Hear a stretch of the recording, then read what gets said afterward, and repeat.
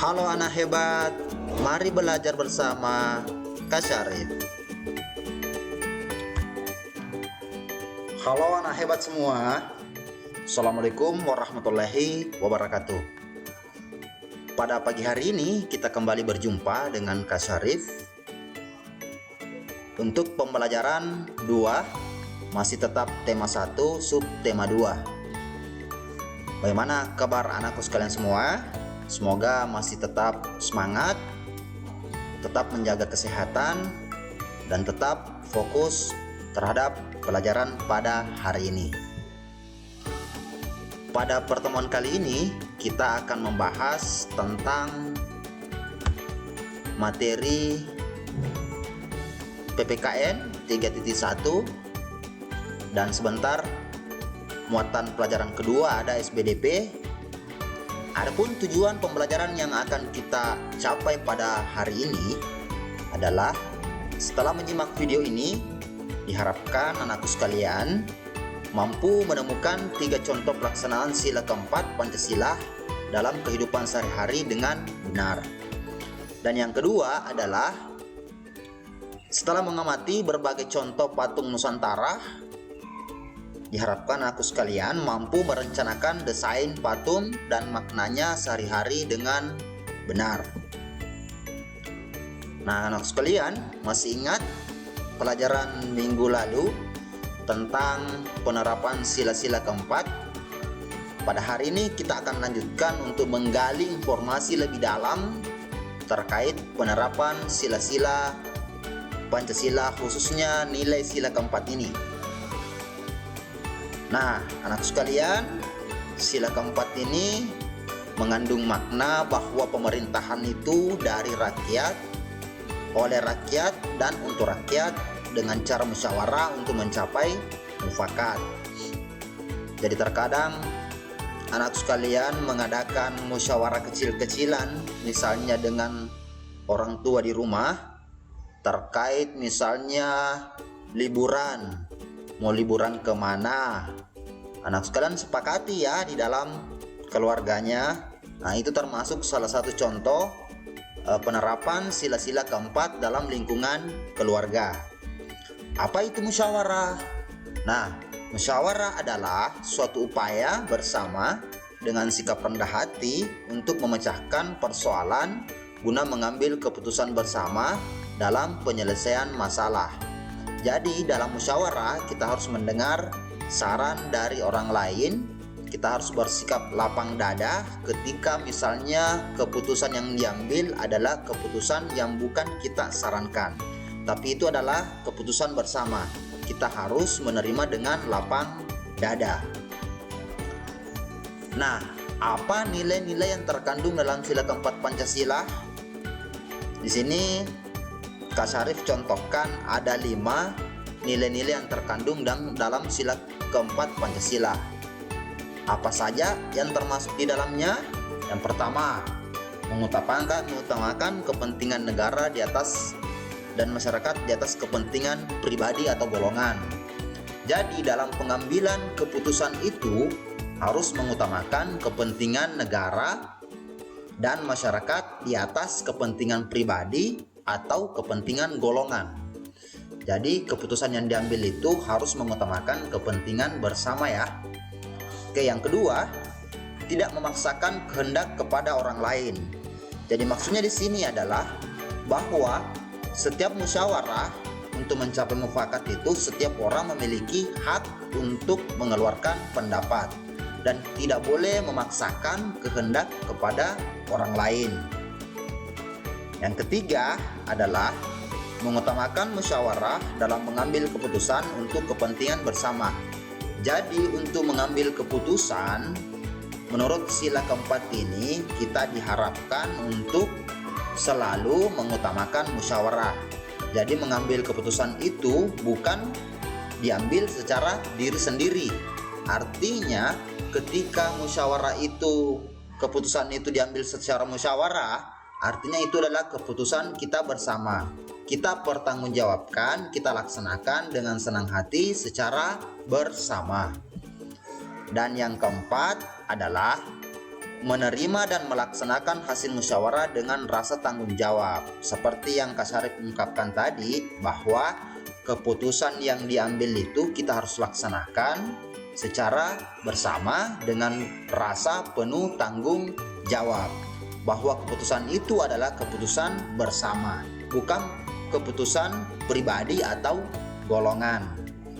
Dan yang terakhir adalah melaksanakan musyawarah dengan akal sehat, sesuai dengan hati nurani yang luhur.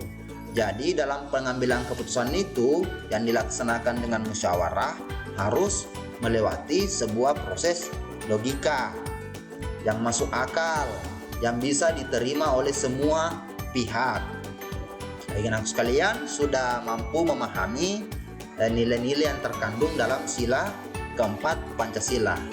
Nah, sekarang anak sekalian, tantangan kita hari ini adalah anak sekalian menuliskan 3 contoh pelaksanaan sila keempat Pancasila dalam kehidupan sehari-hari dengan benar.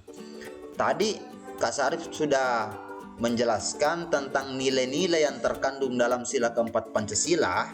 Nah, sekarang anakku sekalian harus memberikan 3 contoh pelaksanaan sila keempat Pancasila dalam kehidupan sehari-hari.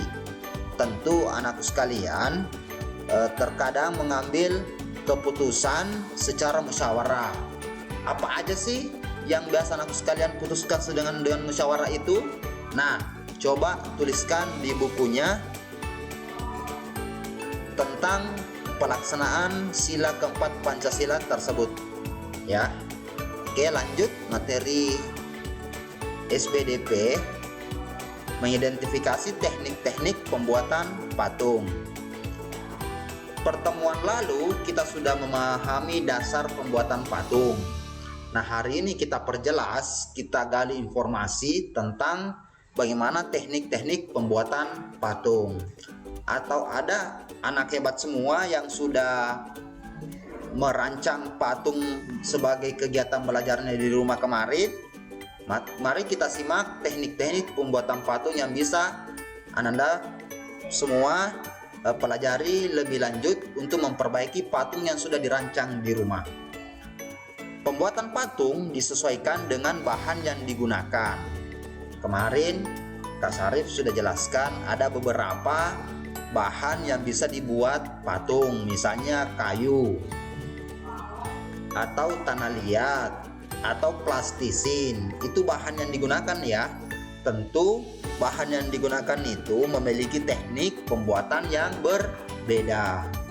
Tentu menggunakan bahan lunak seperti tanah liat, berbeda alat dan tekniknya ketika menggunakan kayu sebagai bahan membuat tanah liat. Nah, di sini Kak Syarif sudah ingin menjelaskan beberapa teknik pembuatan patung. Yang pertama, membutsir. Yang kedua, memahat. Yang ketiga, mencetak. Dan yang keempat adalah konstruksi. Mari kita simak berbagai jenis teknik pembuatan patung ini. Nah, di sini Kak Syarif ingin menjelaskan tentang teknik-teknik pembuatan patung tersebut. Yang pertama, membutsir. Membutsir itu biasanya bahannya terbuat dari bahan lunak seperti tanah liat atau plastisin. Anak hebat semua, kemarin sudah ada materi sebelumnya tentang pembuatan patung yang bahannya dari tanah liat. Nah, teknik yang dipakai dalam membuat patung menggunakan bahan tanah liat itu adalah teknik membutsir.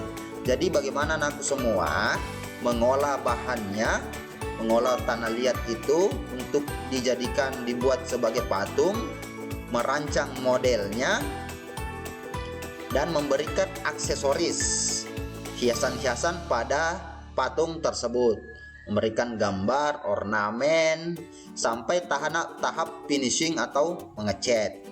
Yang kedua, memahat. Nah, anak hebat semua, apa kira-kira bahan yang dibuat patung ketika menggunakan teknik memahat ini?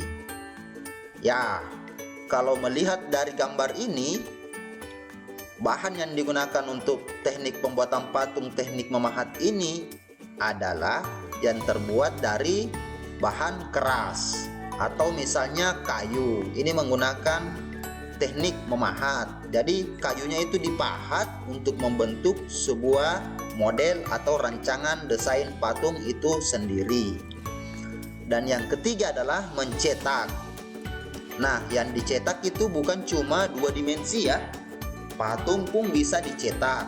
Jadi di sini digambar ada contoh patung yang berbentuk buah-buahan, apel. Ya, di sini menggunakan cetakan ya, menggunakan cetakan. Jadi cetakannya itu dibuat sebelumnya dan bahannya ini dicairkan, dituang ke dalam cetakan dan ditunggu sampai kering. Itu teknik mencetak namanya. Dan yang terakhir adalah teknik konstruksi. Teknik konstruksi ini bisa menggunakan berbagai macam bahan-bahan bekas yang ada di lingkungan sekitar kita. Misalnya dalam gambar ini menggunakan penutup botol.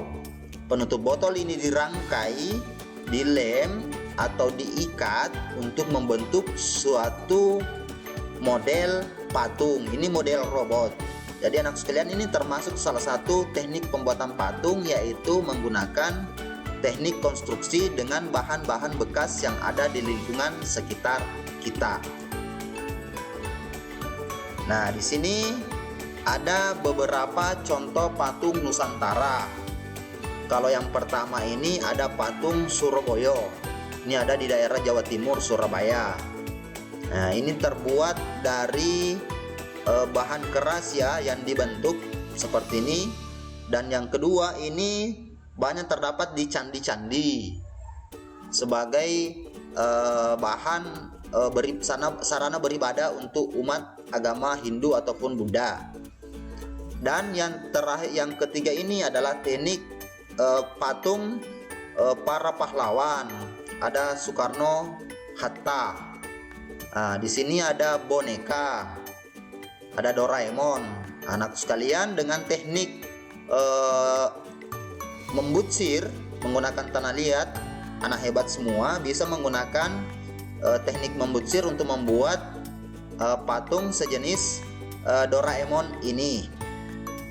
Yang terakhir adalah ini ada patung daerah Yogyakarta.